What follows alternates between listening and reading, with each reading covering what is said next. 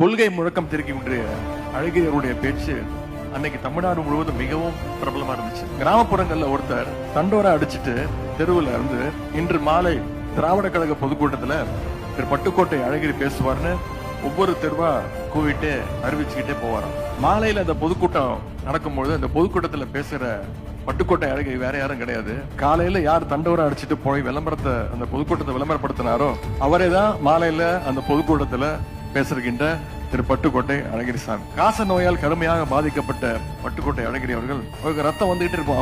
அதோடய பேசுவார், கத்தி கத்தி பேசுவார். பேச்சை நிறுத்தாம ஒரு பழைய கர்ச்சிஃபை ஒரு துணியை கையில வச்சுக்கிட்டு ரத்தத்தை தொடச்சுக்கிட்டே பேசுவாராம். ஒரு தடவை அவர் திருவாரூர்ல பேசும்பொழுது மயங்கி கீழே விழுந்துட்டார். அங்க இருக்கக்கூடிய பேச்சை எல்லாம் கவனித்து கொண்டிருந்த அந்த மக்கள் அவரை தண்ணீர் தெளிச்சு எழுப்பி விட்டாங்க. அப்போ ஒரு 13 வயது சிறுவன் திரு பட்டுக்கோட்டை அழகிரிடம் போய், இவ்வளவு கஷ்டப்பட்டு நோய்வாய்ப்பட்டு உங்களை நீங்களே துன்படுத்தி கொண்டு பேச வேண்டுமா ஐயா அப்படின்னு அந்த 13 வயசு சிறுவன் கேட்டானா.